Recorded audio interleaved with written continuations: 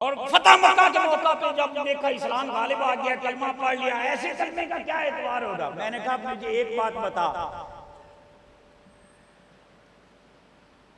जिसके खिलाफ, जिसके दीन के खिलाफ सारा काम किया, जब उसने सीने से लगा लिया, आज कोई दीन का मामा चाचा है कि उनको बाहर निकालो। मैं एक मिसाल देता हूं,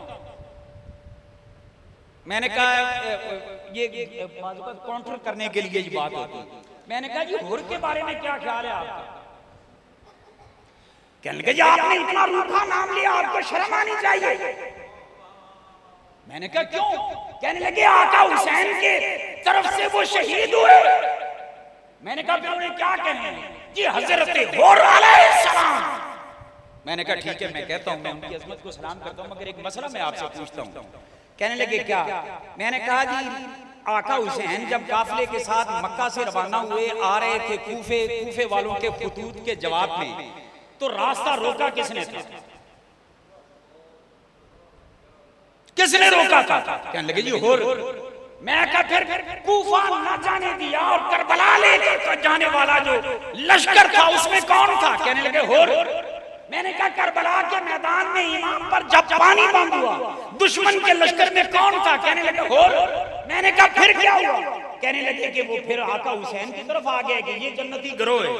मैंने कहा मुझे ये बताओ, इतने आका हुसैन पर जिसने जुल्म किए, शहादत का सबब बना जो बंदा, और तू कहते है हुर अलैहिस्सलाम।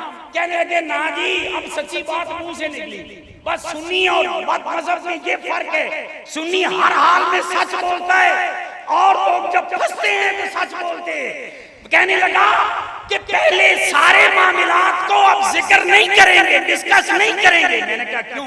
उन्हें आखिर जो साइया सीने ना ला लिया, नहीं समझे, अव्वल से आखिर तक कहें, जिसको समझ लगी है वो कहे, जो पक्का सच्चा खर्रा सुनी है वो कहे।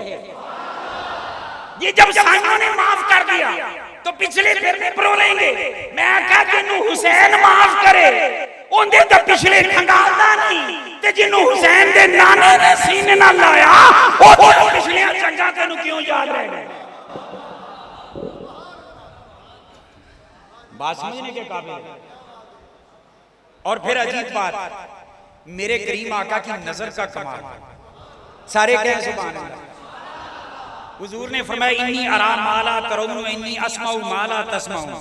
फरमाया जो तुम नहीं देखते मैं वो भी देखता हूँ, और जो तुम नहीं सुनते मैं वो भी सुनता हूँ। अब सुनने की शान, देखने की शान में इस वक्त बयान नहीं करने लगा, मैं एक हदीस पाक का इशारा देकर बताने लगा हूँ कि सीने से भी अबू सुफियान को उसने लगाया जिसकी निगाहों की ताकत ये है कि वो दीवार के आर भी देखते हैं, पार भी देखते हैं, वो जिस्म के बाहर भी देखते हैं, दिल की।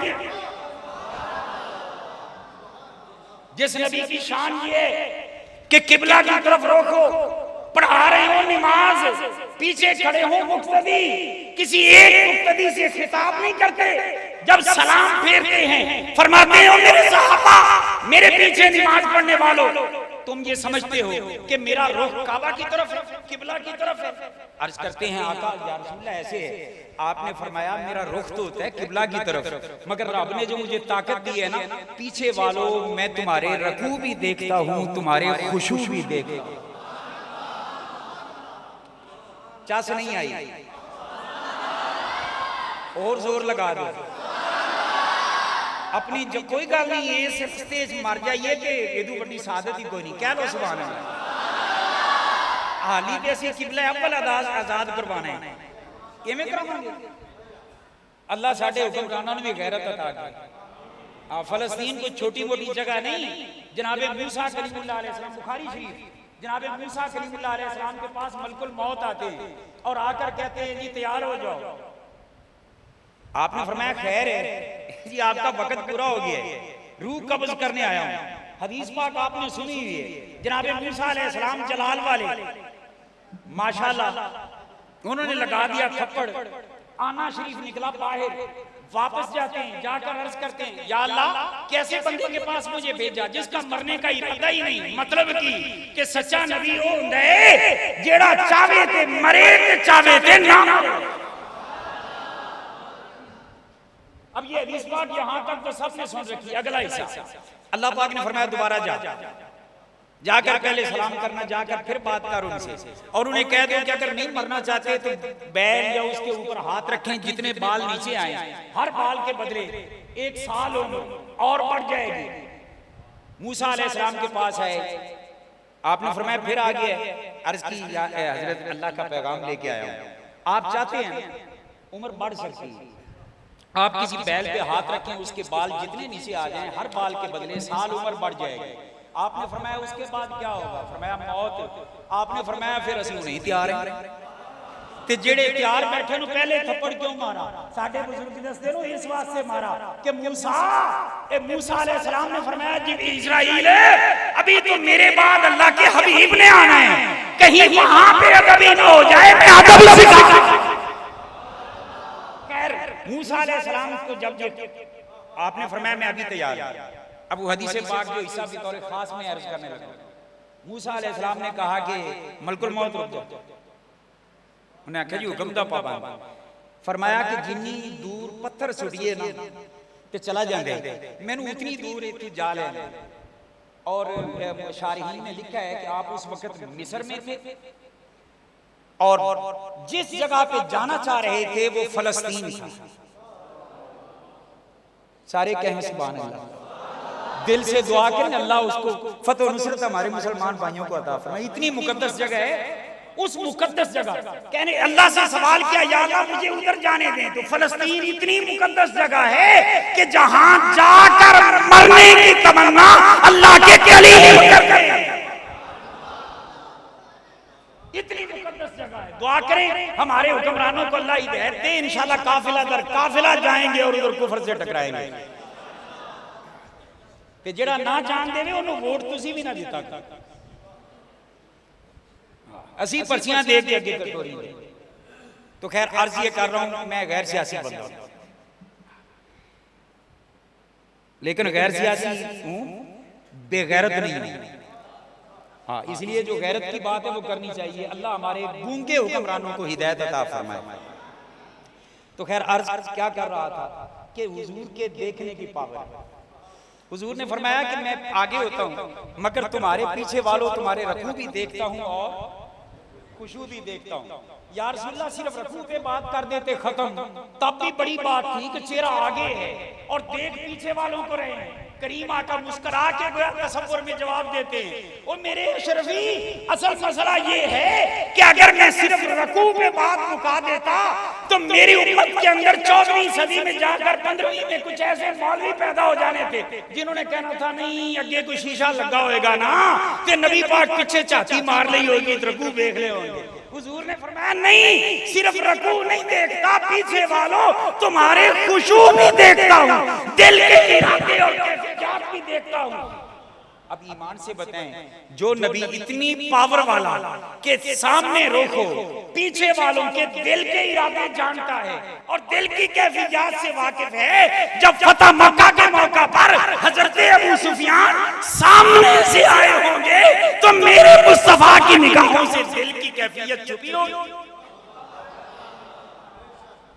इसलिए हमारा ईमान किसी मलंग के कौल पर नहीं है, हमारा ईमान मुस्तफा के अमल पर है जिसको हुजूर ने फिर मैं जुमला दोहराने लगा हूं, जिन्हों हुसैन सीने न लावे ओदियां ते पिछलियां भुल गए ते ओनु रज़ी अल्लाह तआला अन्हु अलैहि सलाम ते हजरत ते अलम बना के चाई फिर दे जे। मोहब्बत अहले बैत के दावेदारों, मुझे बताओ जिसको सिर्फ हुसैन जिससे सुलह करे उसकी पिछली भूल जाते हो, और जिस हजरत अमीर मुआविया से इमाम हसन भी सुलह करें, इमाम हुसैन भी सुलह करें, जिससे 2 शहजादे सीने से लगाए उसके बारे में बात करते। खुदा के लिए मैं हाथ बांध के कहता हूं, हुजूर के सहाबा के बारे में कभी बदज़बानी हम सुन्नी भी गवारा नहीं कर सकते।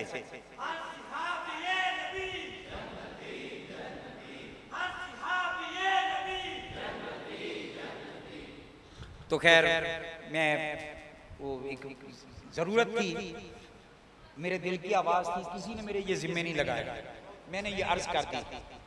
अब किबला शाह साहब से दुआ लेकर मैं 1 या 2 हदीस पाक वो अर्ज करके इजाजत चाहता हूँ। हुजूर अपनी उम्मत की बख्शिश पर कितना खुश होते हैं, कितना खुश होते हैं। मेरे करीम आका हज्जतुल विदा का मौका है, अरफात में हुजूर तशरीफ फरमा है, वकूफ़े अरफात फरमा रहे हैं और हुजूर उम्मत की बख्शिश के लिए दुआएं किए जा रहे हैं।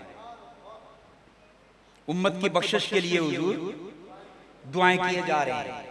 यार ईमानदारी से बताएं, मैं आपको अल्लाह हज की सआदत दे तो वहां अरफात में वकूफ के मौका पर हम अपने लिए दुआ करेंगे या किसी और के लिए करेंगे?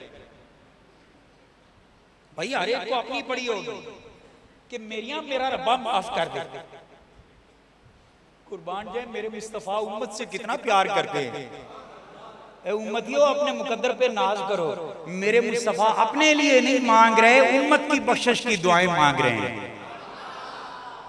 अल्लाह की बारगाह में दुआ की, मेरे रब ने फरमाया प्यारे हबीब जा तेरी खातिर तेरी सारी उम्मत को बख्शा सिवाय जालिम के, जालिम के सिवा सबको बख्शा, क्योंकि जालिम से मैंने बदला मजलूम को दिलवाना है, उसके अलावा मैं सबको बख्शा। अब मेरे करीम आका दुआ फिर नहीं रोकते। इसको समझना यूं आसान होगा, आपके दो बच्चे, एक बच्चा हो ताकतवर, दूसरा कोई माड़ा हो कमजोर हो, आपकी तवज्जो किस बच्चे पर ज्यादा होगा? जी क्यों? आप कहेंगे ये तो हाथों पांव वाला है, इसका मेरे सिवा कौन है? कुर्बान जाए करीम आका की अजमत पर। अर्ज की या अल्लाह वो जालिम सही है तो मेरा उम्मती, मगर इस हदीस पाक को सुनाने से पहले मैं इतना जरूर अर्ज करूं, क्योंकि साइड इफेक्ट दूर करने के लिए भी साथ मेडिसिन देना जरूरी हो जाती है, क्योंकि असि चौड़े हो जाएंगे, बख्शे तो गए हम, ठीक है जो मर्जी की रखिए ना, ये उसकी बख्शिश के लिए नबी शफात फरमा रहे हैं जो नबी का उम्मती होगा, और नबी के हर हुक्म से मुंह फेरने को एक शख्स कयामत के दिन मेरा रब उसको उम्मते मुस्तफा से ही निकाल दे, तो किस दरवाजे पे जाओगे बख्शिश की भीख मांगने के लिए? क्योंकि कयामत के दिन हुजूर के गुलामों की निशानी क्या हो रही है? क्या होनी है यार? हमारे शुआरा कहते हैं कि या रसूल अल्लाह, कि माशर में भी होगा उनका नारा या रसूल अल्लाह। बिल्कुल हक है, मैं इसका इनकार नहीं करता, मगर ईमान से बताएं किसी शायर की बताई हुई निशानी ज्यादा पक्की है या उम्मत के मालिक की बताई निशानी? हुजूर ने फरमाया कि कयामत के दिन मेरे उम्मती की निशानी ये होगी कि उसके आज़ाए वुजू चमकते नूर की तरह चमक रहे होंगे, रोशन होंगे, और आज़ाए वुजू के चमकने से पहचाने जाएंगे कि वो मेरा उम्मती है, तो जिन्हें वुजू कीता ही कदे नहीं। इसलिए कोशिश करें, वुजू करें, नमाज पढ़ें, अहकाम शरा पर अमल करें, मेरे मुस्तफा की शरीयत के अहकाम के मुताबिक जिंदगी गुजारें। फिर कोई एवं खच वज जाती है तो फिर अल्लाह के रसूल की रहमत पे यकीन रखो, मगर ये जानबूझ के हर चीज में छड़ के नहीं। तो हुजूर ने अर्ज की या अल्लाह जालिम भी मेरा उम्मती है, तो मैं तेरी रहमत के सपुर्द एक बहाना ना पेश करूं, क्योंकि तेरी रहमत बहाने चाहती, अल्लाह की रहमत बहाने चाहती। वो मियां साहब ने कहा ना कि अदल करें ते थर थर कंबन ऊंचियां शाना वाले, ते फजल करें ते बख्शे जामन मैं वर्गे मुंह काले। हुजूर ने एक बहाना पेश किया अल्लाह की बारगाह, या अल्लाह अपने अमलों से तो कोई भी ये मैं तशरीह के लिए अपने अल्फाज इस्तेमाल कर रहा हूं आका की हदीस को सिर्फ समझाने के लिए। या अल्लाह तेरे फजल के बगैर तो किसी ने जन्नत में जाना कोई नहीं, अमल से कोई जन्नत में एवं कोई किसी पोलवे से ना मारा जाए। मेरा रब बड़ा बेनियाज है, वो 6 करोड़ साल की इबादत में ठुकरा दे तो ठुकरा दे, कोई मांग ना करे। अमला तो सिर्फ मान हुंदा कि हजरत हुज़ैफा दी अम्मी ना कहंदी कि मेरे पुत्र हुज़ैफा हुजूर दी बारगाह जाके पीछे जाके नमाज पढ़ के अर्ज करना, सोनिया मेरी और मेरी मां दी बख्शिश वास्ते दुआ कर दे।